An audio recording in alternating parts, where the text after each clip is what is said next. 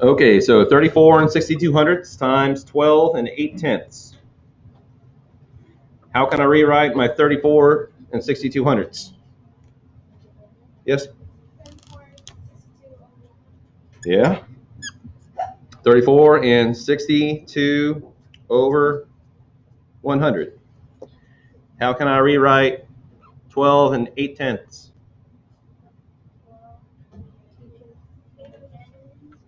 12 and 8 over 10. Okay. So if I were adding and subtracting, what I would need to do next is definitely find some like denominators. But am I adding and subtracting? No, I'm multiplying. Multiplying fractions, multiply across, right? So, but I do have mixed numbers, so I need to make improper fractions. I do that by how? How do I make an improper fraction? I look at the denominator and then I do what?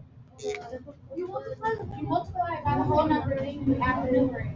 Okay. So I see 2 zeros here, so what can I add to my product? 1, 2. And then what's 1 times 4? 4. What's 1 times 3? 3. Okay. Then I know that I have that many 100ths. That's added to 62 100ths. Let's look at our next term here. How many zeros are in 10? Okay, so how many zeros can I add to my product? 1. Because I know it's going to be 10 times larger. What's 1 times 2? 2. 1 times 1. 1. And I know I can add that to the 8 tenths I began with. It's a 1. Okay, so now I know I have 3,400 hundredths plus 62 hundredths. So I add my 2 to my 0, and I get 2. I add my 6 to my 0, and the 4, and the 3, and the 1,000 times 128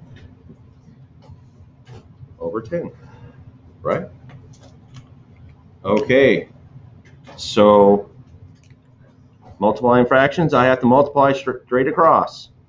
So how many zeros do I have in 100? 2. How many zeros do I have in 10? 1. So how many zeros I need to write down? 3. Counting zeros, it's so fun. So I'm going to have some amount of 1,000ths.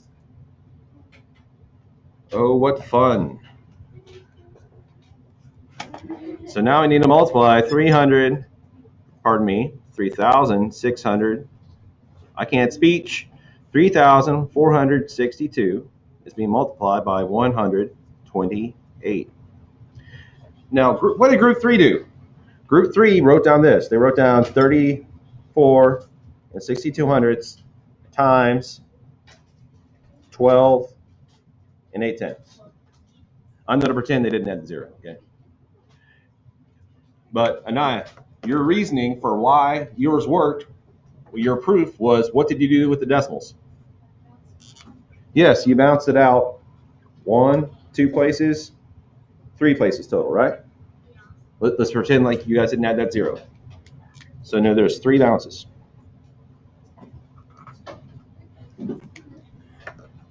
Let's switch gears. Back to what I was doing over here. Now I have to multiply. I basically, whenever I bounce these numbers out, what's left behind? A whole number, 3,462. Whenever you bounce this decimal out, you have a whole number, 128. Does everyone see the connection between this whole number, these groups of whole numbers, and these pretend whole numbers here? They're the same digits, aren't they? Here's a 2, here's a 2. Here's a 6, here's a 6. Here's a 4, there's a 4. There's a 3, there's a 3. There's a 1, there's a 1. There's a 2, there's an 8. Or there's an 8, there's an 8. They're the same numbers. It's just I've changed where my decimals are. So now let's use standard algorithm. 8 times 2 is? Regroup the 1. 8 times 6 is? Plus the 1? Regroup my 4. 8 times 4 is? 32 plus my 4.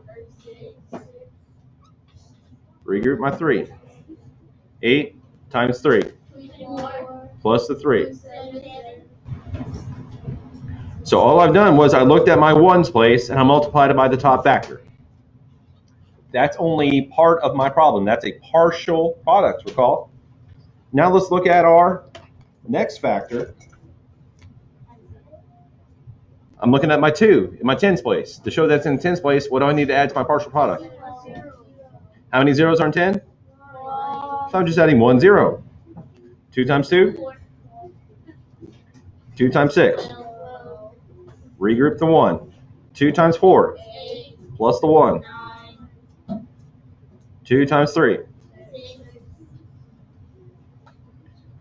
Now I've done my ones place. I've done my tens place. What's left behind? Hundreds place. Whoever's playing with the lotion needs to stop. So how many zeros are in 100? 2. So how many zeros I need to add down here? 2. 1, 2.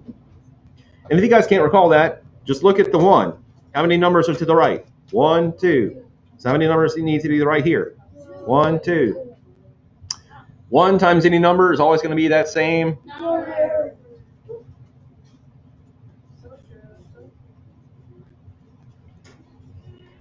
Okay, so now I need to add my 6.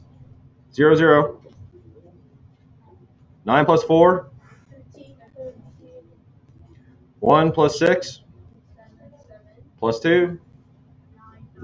Plus 2. Regroup my 1. My 1 plus my 9 is going to be plus 7. Plus 6.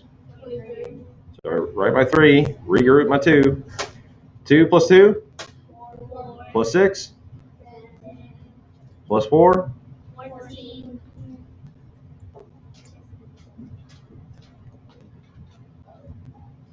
Okay, so my answer here is going to be 443,136 thousandths. Mr. Dahl, I'm dividing. So am I multiplying right or dividing left? So I know that my decimal point in this top number